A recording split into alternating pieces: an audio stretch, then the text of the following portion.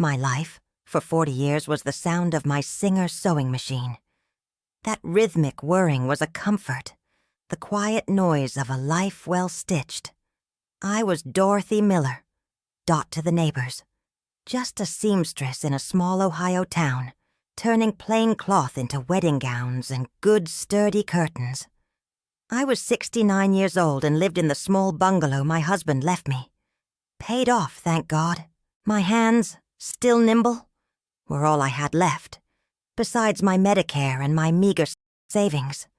And Susan, my only child. I loved her fiercely. The kind of love that made you work double shifts. The kind of love that meant skipping your own dinner so she could have a good coat for winter. I sacrificed everything for that girl. The trouble started not with a loud crash, but with a terrible, silent pressure. It was a Tuesday morning, maybe 8 months back. I woke up, and my head felt like a drum being hammered from the inside. The world was fuzzy, like looking through cheap lace. I went to the pharmacy down the street and used that automatic cuff they have tucked away in the corner. The little screen blinked at me. 178/105, high, dangerously high. I went to Dr. Peterson, who is a nice man, but he always looks like he hasn't slept in a week. He gave me pills. Then 2 months passed, and the pills weren't doing a darn thing. The number climbed even higher, 184/112. That number terrified me. It felt like a countdown clock. "It's resistant hypertension, Mrs. Miller," Dr. Peterson admitted, sighing and flipping my chart. He meant my blood pressure was stubborn. It wouldn't listen. "We've thrown everything at it, Dot. We've run out of standard courses." I felt brittle, like dried-out fabric ready to tear. I tried everything they told me. I walked until my hips ached. I cut every speck of visible salt. I stopped stressing, or tried to. The medications just made me weak and sick to my stomach. But the pressure stayed up there, locked in the danger zone. One frightening night, I had to sleep sitting straight up in the armchair, because if I lay down, the hammering in my chest felt too close. I really thought I wouldn't make it until the sun came up. That's when Susan rushed back into my life. She lived an hour away, had 2 kids, and her marriage to Richard was shaky. They were drowning in debt, I knew that much. But she came, and she looked so concerned. "You need help, Mom," Susan said, and her voice was tight. It sounded like she was acting out a part she'd practiced in the car. She took over everything. She managed my medication schedule. She insisted on doing all the grocery shopping. She said it was too stressful for me. She enforced the cardiologist's rules, making me these bland, low-sodium meals. They tasted like wet paper towels. Susan's presence should have been a comfort, but I felt like I was suffocating under a thick blanket. I remember once when she was small. She needed new glasses, and I worked 14 hours straight on a big commission just to pay for them. I loved providing for her. Now, as I felt my body failing, the woman I raised was micromanaging every tiny thing, even the brand of herbal tea I drank. I suddenly felt less like a person she cared for, and more like a messy situation she was trying to tidy up. It was around that time I started noticing the pattern. It wasn't a sudden realization, you understand. It was like finding a small, broken stitch in a flawless hem. Once you see it, you can't unsee it. My worst spikes, the terrifying ones that made the lights flicker behind my eyes, they always happened within a few hours of Susan dropping off one of her specially prepared meals. She'd bring me her healing chicken broth, or a medically compliant soup. An hour later, my head would be pounding so hard I couldn't even read the needle on my blood pressure cuff without blurring. Sometimes the number would push up toward stroke levels, 185, 190. I'd be dizzy and nauseous for the rest of the day. I pushed the thought away. I had to. Susan was my daughter. She loved me. It's stress, I told myself. I'm old and paranoid. Time flies, and when you're old, things just break. That's all there was to it. I couldn't bear the thought that my own child could be anything other than loving. But the suspicion, like a tiny splinter, burrowed deeper inside me.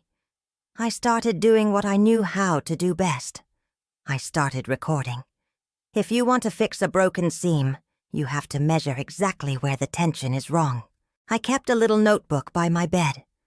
I wrote down the numbers from the cuff 4 times a day, without fail. Right next to the number, I wrote down what I had eaten, and the correlation was damning, even to my panicked mind.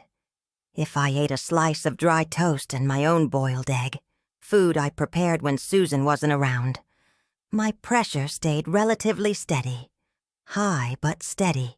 But every time I ate one of Susan's soups, that number flew up to 175 over 100 or higher. It never failed. Then came the night that stopped my heart cold, even before the pressure got to it. I was supposed to be resting upstairs. Susan had brought over a bland bowl of what she called vegetable stew, and I told her my stomach felt too weak to eat it all, so I hid most of it under a mountain of used napkins in the bin. I was creeping down the stairs later, just trying to get a small glass of plain water, when I heard the low, urgent whispering coming from the kitchen. Susan was on speakerphone with Richard. She sounded furious but also strangely pleased, almost giddy. "It's costing us a fortune to keep this up, Susan," Richard hissed, loud enough that it echoed slightly against the tile floor.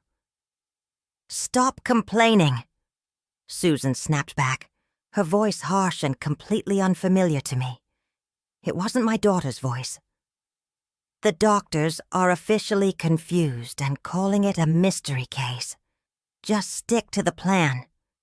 We need the value of the house intact, and we need this over quickly." I froze on the bottom step. My hand grabbed the banister so tightly the wood groaned. My heart started that familiar, dreadful hammering in my chest. But this time, it wasn't just physical weakness. It was sheer, liquid terror. Value of the house intact, over quickly. What plan? What were they talking about? Richard and Susan were heavily in debt, I knew.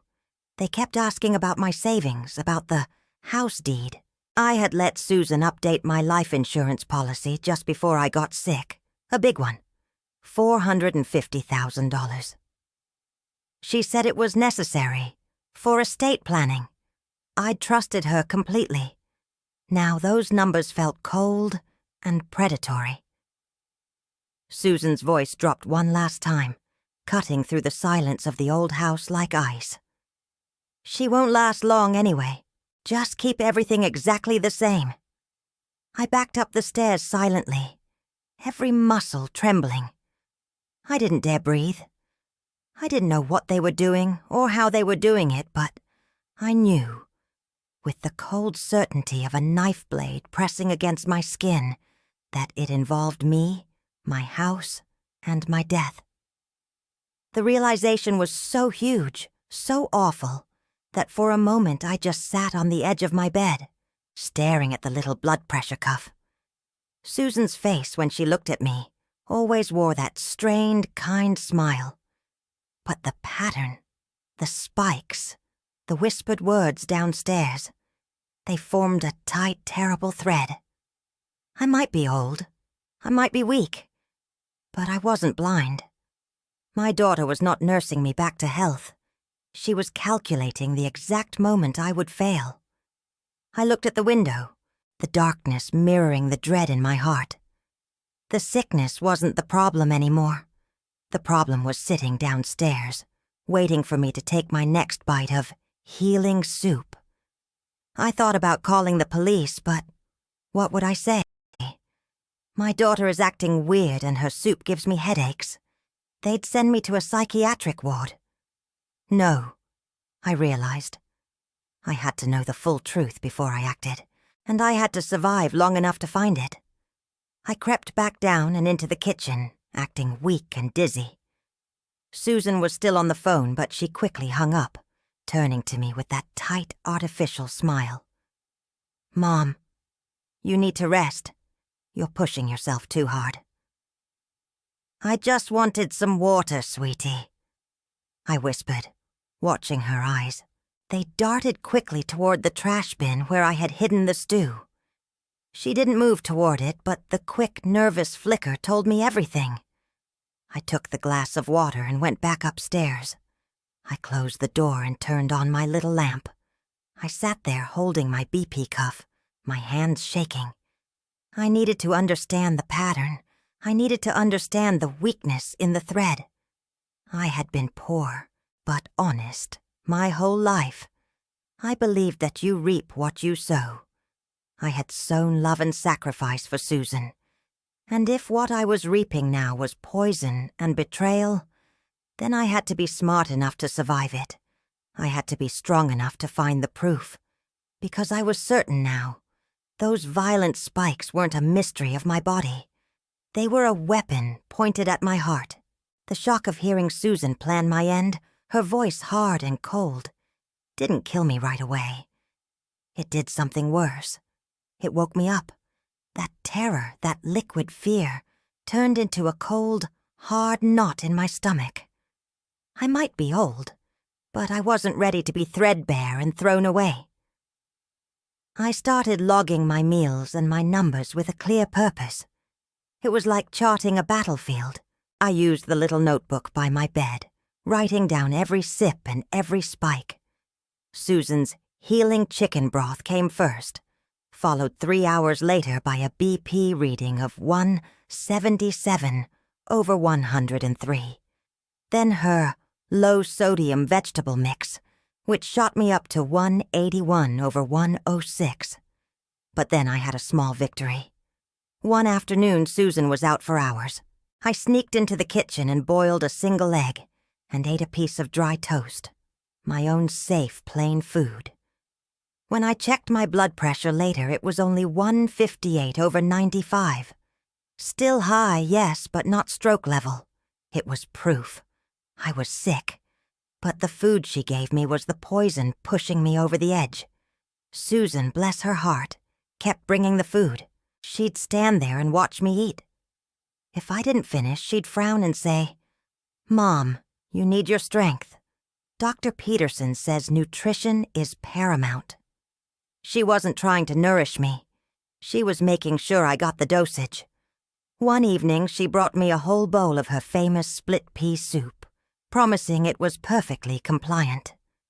I said my stomach was bothering me, and hid most of it in the trash, wrapped tight in paper towels. That night, my pressure stayed below the danger line. When Susan saw me the next morning, walking slowly but steadily, her face looked tight, almost disappointed. The suspicion was confirmed. She wanted me to eat it. She needed me to eat it. That 40-year insurance policy for $450,000, the deed to this house, it all depended on me failing. I felt the awful truth deep in my bones. You reap what you sow. I had sown love and sacrifice, and she was reaping greed and betrayal. It made me feel sick and furious all at once. I needed an anchor, someone I could trust who wasn't lost in debt or delusion. The next morning I was feeling good enough to move. I needed help, and I needed it now. I shuffled out the back door, pretending to check my petunias. I tapped gently on the fence that separated my yard from Eleanor Finch's.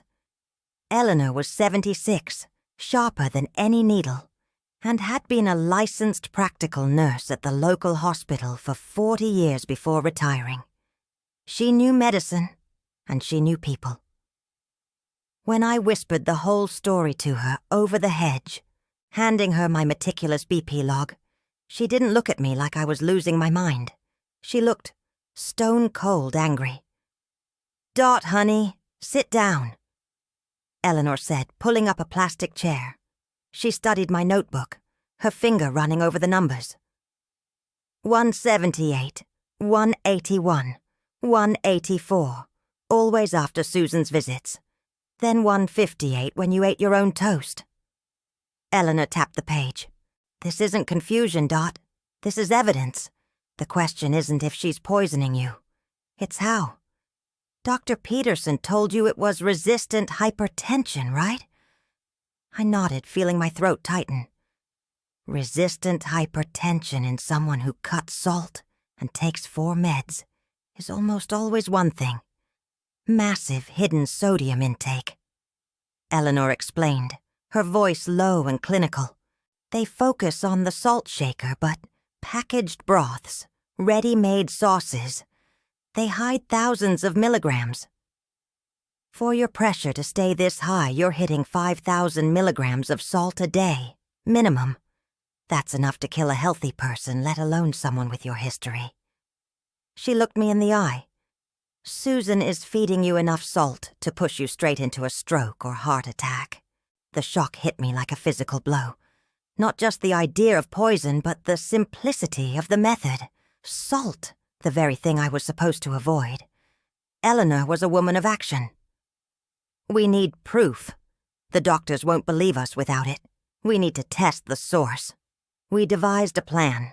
I had to sneak a sample of the next poison soup. Later that day, Susan brought over her signature creamy tomato soup. I made a show of coughing violently after the first spoonful, clutching my chest. Oh, Susan, I think this flavor is too much for me today. Just weak stomach. She looked irritated, but finally relented. I waited until she left, then spooned a small amount into an old thimble tin I kept on my sewing desk. It was just big enough. I rushed over to Eleanor's house, shaking. Eleanor had a test kit. They use these for water quality, Dot, but they react to extreme sodium. She dipped the strip into the small sample of soup. We both watched silently as the strip changed color. It didn't just turn pink. It went to a deep, shocking magenta. Eleanor's hands trembled as she pulled the strip out. This is toxic, Dot. Concentrated brine. She's using pharmaceutical-grade salt. Maybe something she bought online, hidden in the soup. This confirms it. She's trying to kill you for the insurance money and the house. I didn't cry. The pain was too deep for tears. I had spent my life raising that girl, worrying over her, cutting corners for her, and this was the repayment. She looked at me, her mother, and saw only a pile of debt and a deed. The truth was worse than the death itself. The realization settled on me. I couldn't call the police. Susan would lie, cry, and say I was senile. They'd see the frail old woman and the concerned, well-dressed daughter. I needed absolute proof, and I needed to survive long enough to gather it. She's speeding things up, Eleanor, I whispered. She's running out of time on her debts. She'll try to end it quickly now that she thinks the doctors are confused. Then you fight back, Dot, Eleanor said, her voice firm. You look weak, but you get strong, and I'll help you. Eleanor, the retired LPN, became my drill sergeant. She knew exactly what Susan was doing, and she knew the countermeasures Susan was making sure I never heard about. When you're hit with this much sodium, you're in a hypertensive crisis. Eleanor explained. Your meds can't fight this poison fast enough. We need immediate physical solutions to bring the pressure down, right after she feeds you. She pulled out a faded, dog-eared nursing manual. The doctors focus on long-term meds, but we, the nurses, knew simple things to pull patients back from the brink. You need 2 techniques, Dot. Practice them daily. They are your shield. First, she taught me the box breathing. It's 4 seconds in, hold for 4, 4 seconds out, hold for 4. You do this for 2 minutes straight. It calms the system instantly, even under stress. I've seen it drop BP by up to 18/10 points in minutes. I tried it right there. It felt silly, like something for children, but the calm started to seep in immediately. Then came the second, more vital one. When Susan gives you the soup and you feel that hammer in your head, you go straight to the bathroom. Get a basin of hot water, not scalding, just comfortably hot. Soak your feet for 15 minutes. The heat opens up the blood vessels in your feet and legs, pulling the blood away from your core, away from your brain. This technique is documented to reduce pressure by 23/8 points on average. 23/8, I repeated, staring at the numbers. 23 points could be the difference between a headache and a stroke. Exactly, Eleanor said. Susan wants you high, near 180. If you bring yourself down to 157, you survive. It is your secret life support system. I started practicing immediately. I'd check my pressure, do the 2 minutes of box breathing, and check again. 165/98. Box breathing done. 151/90. It worked. The drop was real and it was fast. I felt a surge of energy I hadn't felt in months. The moment I started those techniques, I realized Susan had deliberately kept me weak by controlling my information and my food. She didn't just poison me. She made sure I never knew how to fight back. I had to keep up appearances. Susan would not see a recovered woman. I started a detailed ledger of my own, separate from the BP log, hidden deep inside my sewing box, under spools of silk thread. I documented the debt, the insurance policy value, of $450,000, and the date the final papers were set to be signed. Friday morning, that was 3 days away. Susan, seeing me hang on like a dying spider, started pressing harder. She added extra vitamin powder to my morning tea, and that sent my pressure spiking violently, toward 190/115. I acted quickly. I excused myself, claiming severe dizziness, and locked my bedroom door. I drew the water, plunged my feet in the warm basin, and started the box breathing. 4 seconds in, 4 hold, 4 out, 4 hold. The throbbing in my head slowly, steadily retreated. 15 minutes later, my head was clear. I dried my feet, checked the cuff. 162/92. Safe. I was alive, and I had fought her poison with nothing but water and breath. I had to get the final admission on tape.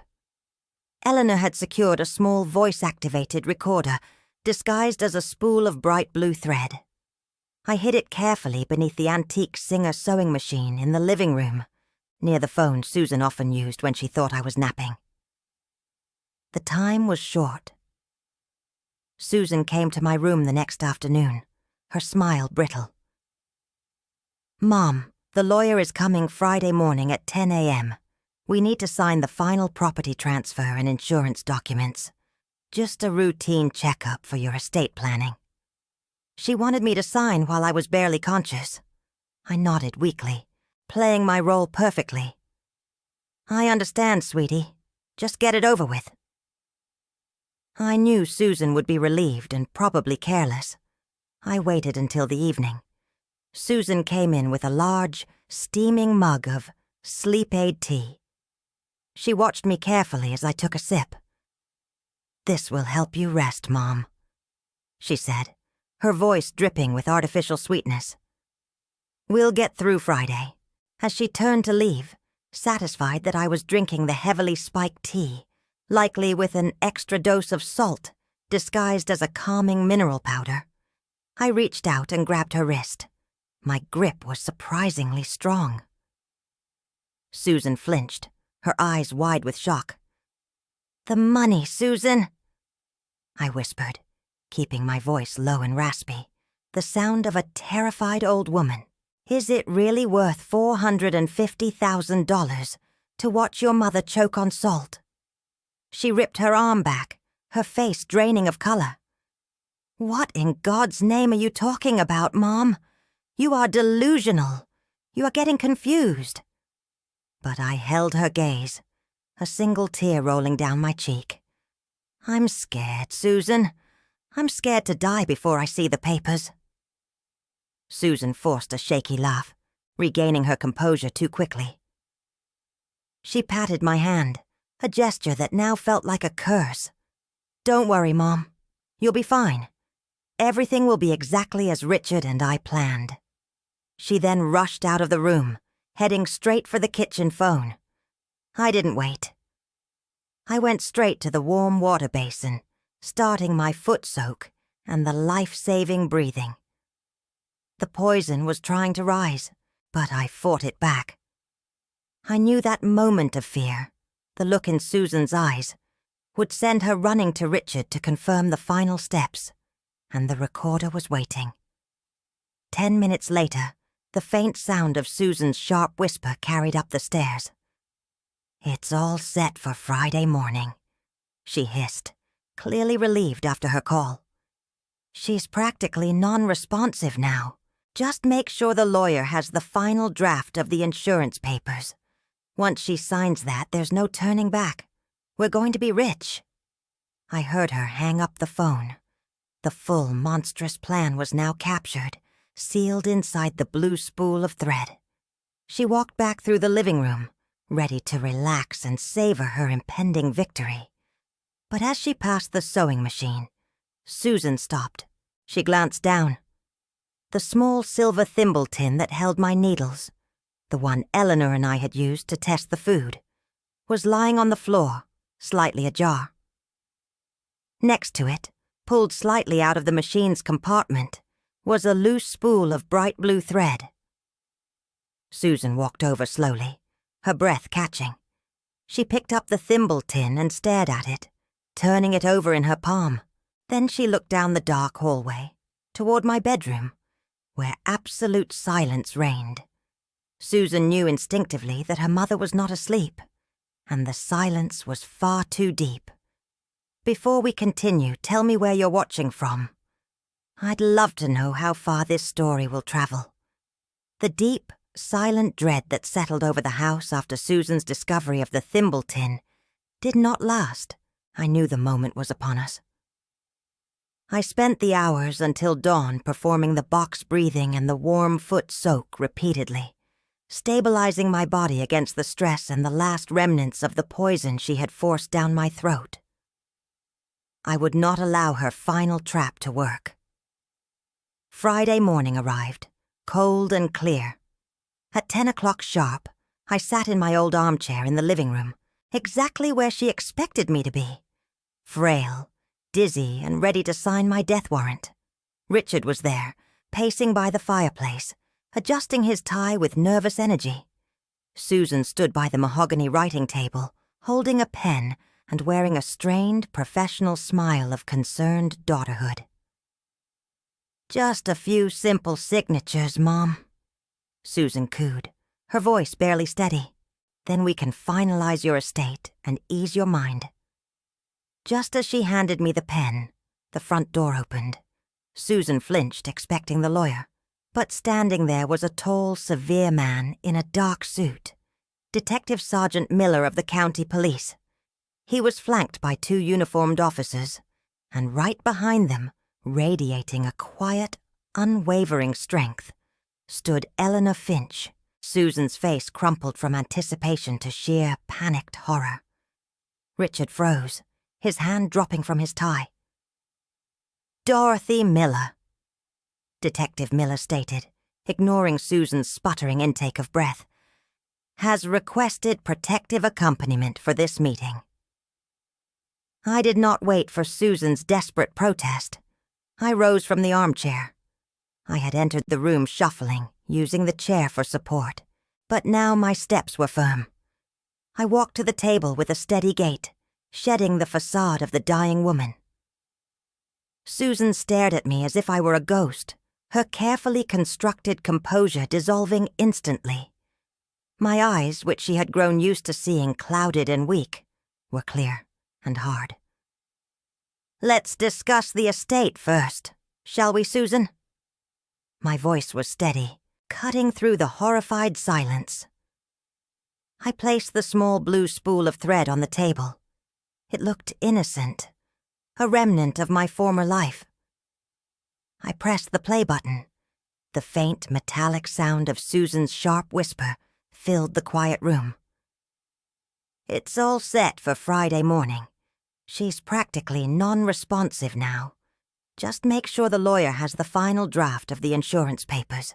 Once she signs that, there's no turning back. We're going to be rich." The audio cut out. Richard looked physically ill, leaning against the mantelpiece. Susan shrieked, raising her hands to cover her ears. But the sound had already done its work. "Lies. It's edited. She's delusional, officer. She is old and confused." "No, dear," I replied, opening the folder I carried. "I was just surviving. I was keeping a record. 8 months ago, my blood pressure spikes became critical. Consistently 175 over 100 or higher. Every spike, Susan, followed your healing broth." I slid my meticulous BP log across the table, showing the damning correlation.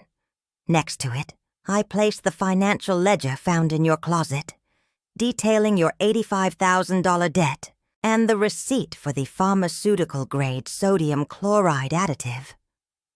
Eleanor stepped forward, holding the small glass vial containing the deep magenta sodium test strip. She spoke with a nurse's clinical clarity.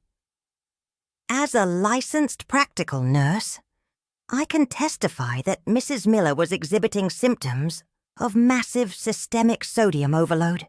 This is the test result of the food Susan provided. Concentrated brine. She was forcing 5,000 milligrams or more of sodium per day onto a patient with resistant hypertension, knowing the fatal outcome. It's a targeted cardiac weapon." Richard finally found his voice, trying to advance toward Eleanor. "We were desperate. We needed the money, Dot. We would have paid you back." Susan collapsed onto the nearest sofa, the fake tears replaced by real, desperate panic. She looked up at me, tears streaming, trying one last, desperate appeal to the ghost of the mother she betrayed. "Mom, I am your only daughter. I am your blood. You cannot do this to me. After everything we've been through, the sacrifices, you will send your own child to prison? Think of your grandchildren. Please," she wailed, reaching out a trembling hand across the table. I did not flinch. I looked down at the hand that had tried to feed me poison for months. My voice was low, colder than the ice that had filled her heart. "I worked double shifts for 40 years, sacrificing my own life so you could have a good life, Susan. You tried to kill me with concentrated salt for $450,000. You stopped being my daughter the moment you decided my death was the solution to your debt. You are merely a criminal wearing her face." Detective Miller stepped forward immediately, taking control. He placed the cold steel around Susan's wrists, followed by Richard's. "Susan Hastings and Richard O'Connell, you are under arrest for conspiracy to commit murder and elder abuse." Susan shrieked my name, pleading and cursing, until the sound faded as the officers escorted them down the driveway. Richard remained silent, his gaze fixed on the mahogany table, empty now except for the police evidence. The lawyer's scheduled papers remained unsigned, stamped void in stark red ink by the intervening detective. I stood in the silence, breathing deeply, the terrible pressure in my chest finally gone. The legal fallout was swift and absolute. Based on the overwhelming evidence, the audio confession, the BP logs, the physical sodium test strip, and Eleanor's medical testimony, the prosecution secured a decisive conviction. Susan Hastings was sentenced to 15 years of reclusion in a federal penitentiary for attempted murder and elder abuse. Richard O'Connell received 10 years for conspiracy. The courts were merciless. They stripped the couple of every asset they possessed, including the retirement accounts they had been building, and jointly ordered them to pay $600,000 in restitution for damages to me. The debt they had tried to escape had now multiplied into an insurmountable mountain of financial ruin. The entire community read the shocking details in the Ledger-Gazette. Our relatives, who had stood quietly by, cut all ties with Susan and Richard, refusing even penitentiary visits. They were alone, incarcerated in separate facilities, their desperate gamble having cost them everything, including the $450,000 insurance payout that had been their cruel motive. For me, the recovery was not just legal, it was physical and spiritual. Now, 71 years old, 2 years after the confrontation, I wake up every morning feeling lighter than I have in decades. I lost 28 pounds of fluid retention and toxicity caused by the continuous sodium overload. My blood pressure, which had consistently spiked near 175/100, is now a stable one, 18/76. I still take a mild maintenance pill, but the lethal prescriptions are long gone. I permanently adopted Eleanor's emergency techniques as my daily routine. I perform the box breathing religiously every morning, and every afternoon at 4 o'clock, I sit on my back porch with a basin of comfortably hot water for the 15-minute warm foot soak. That simple technique, the opening of the vessels to draw the blood away from my core, is the physical cornerstone of my newfound health. The money Susan coveted has found its true purpose. I used some of the compensation to found the Golden Thread Initiative, a small localized outreach program dedicated to teaching vulnerable seniors about the hidden signs of abuse and the simple, immediate techniques they can use to defend their health. My paid-off bungalow, which Susan planned to sell for quick cash, is now the headquarters. We are not an institution. We are a network. Every Tuesday, 8 other ladies, all survivors of neglect or manipulation, gather in my living room. I teach them the box breathing, the 18/10-point drop, and the warm foot soak, the 23/8-point drop. We show them how the simplest knowledge can be the strongest defense. In the last 2 years, we have trained over 150 seniors and volunteers in quick crisis management. Eleanor Finch, sharp as ever, is our technical advisor and closest friend. She reminds me often that my survival was a miracle of precision. I did not just survive the poisoning and the betrayal. I lived to ensure that the deepest loss of my life resulted in my greatest victory. The debt Susan had was great, but the debt I owed to my own survival was greater. I often sit in the evenings, watching the sunset cast long shadows over the yard, the only sound the gentle hum of the refrigerator. Sometimes I reflect on the irony of it all. Susan wanted me dead for $450,000, trying to poison me with simple salt.